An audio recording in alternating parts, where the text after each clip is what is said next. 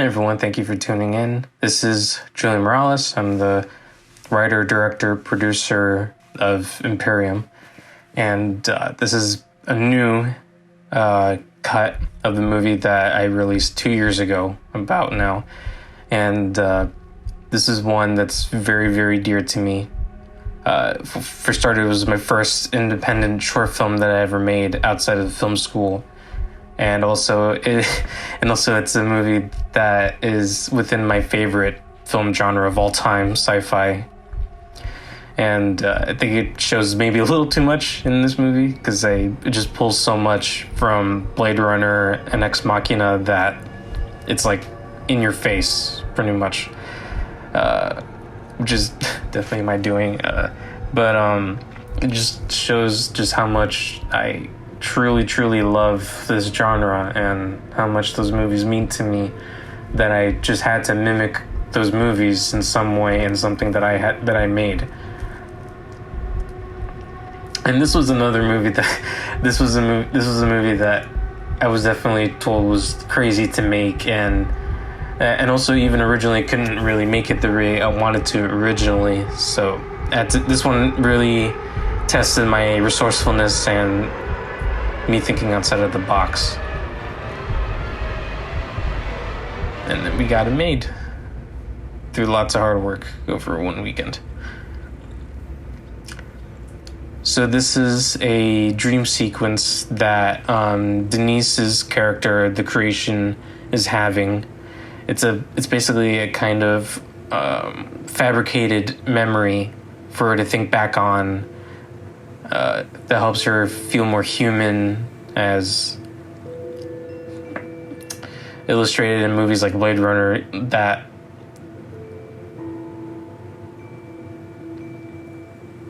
the closest we can make them to actually being human, robots that is, then maybe they'll actually better mimic human behavior when being interacted with by someone who's actually human. Okay, and so here enters Brandon Perez's character, the scientist.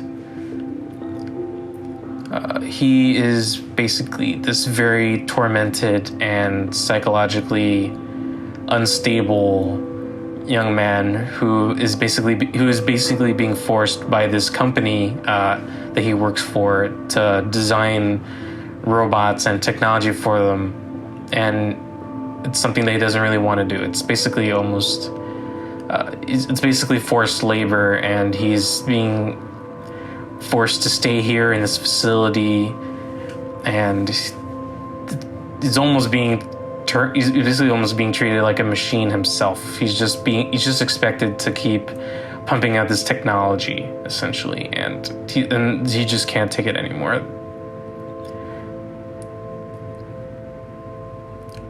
So by doing this, he decides to use his creation to help him escape, and he's basically giving her the illusion of free will that she wants to help him. But the question is if she even realizing the choices that she's making, or she even is making any choices, because he's basically her god, you could say. He's basically playing God with her and making her do things for him, but making her believe that she actually wants to do this, which is something that you can kind of see in her performance, that she doesn't really want to be doing this. But he's essentially manipulated her into thinking that she does.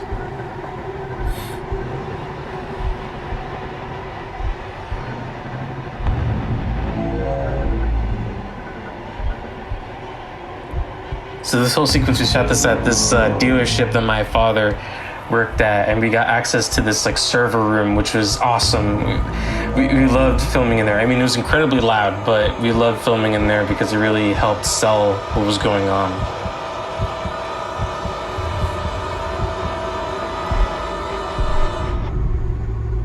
So here the deed is done, and even he is sickened by it, because this was something that he planned, and he's not a murderer. basically. But now he basically is by having something else do it for him.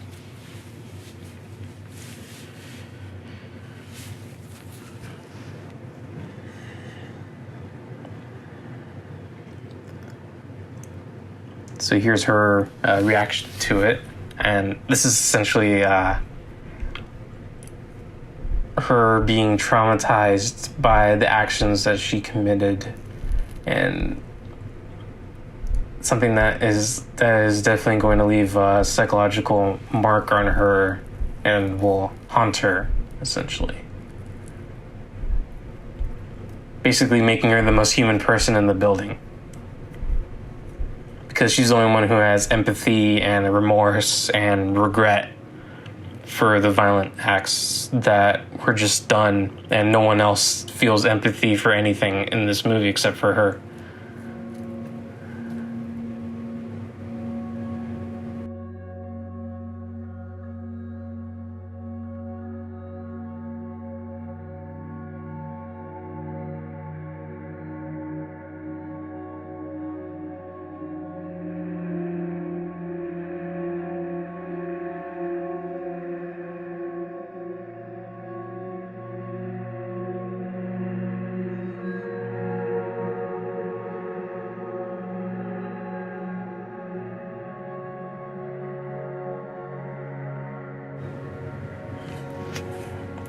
So here, the dream that we saw earlier, the memory that we saw earlier, is visually different, and I did that so you can kind of see the memory from a different person's perspective. Because before it was a fabrication of a memory, and was seen from the creation's point of view, but this time we're seeing the original memory from the scientist's point of view, revealing that that he created her in the image of someone that he once loved, and is essentially avenging her and himself, using her, and it's a more desaturated image because this is something that's feeling a very dark revenge that's been gestating in the scientist's mind for quite some time, and is almost like poison to him, you could say. Now he doesn't exactly look back at it as a happy memory anymore, because all it does is just feel his anger and his need for revenge, essentially. And here, the creation has never been outside before, and I wanted her to have this moment of awe of her stepping outside for the first time, feeling the air, looking at the city lights outside, just in awe, basically.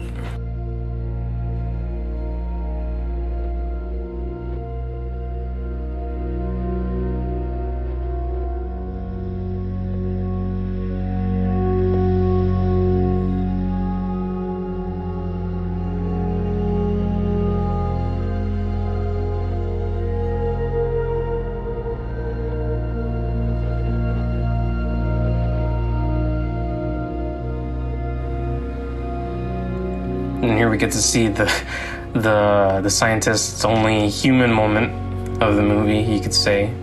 I mean, you showed a little tiny bit of remorse for murdering everyone before, but here we get to see him feeling genuinely happy that he gets to leave now, finally. And here I really wanted to sell the point that what she did is never really going to go away, and it's always going to stick with her. Just like the blood on her hands, that she couldn't wash them off. So that act will always stay with her.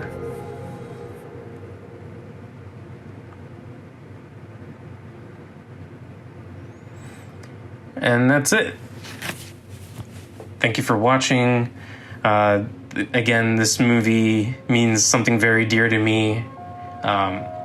I got to make this with my best friends, basically, and it's something that I'm always going to keep in my heart, and something I'm always going to be very proud of. And this new edit in particular, I'm very proud of. It feels more truthful to some of the aspirations I had for it, of it being this very cerebral and ambiguous film. and I hope you enjoy it.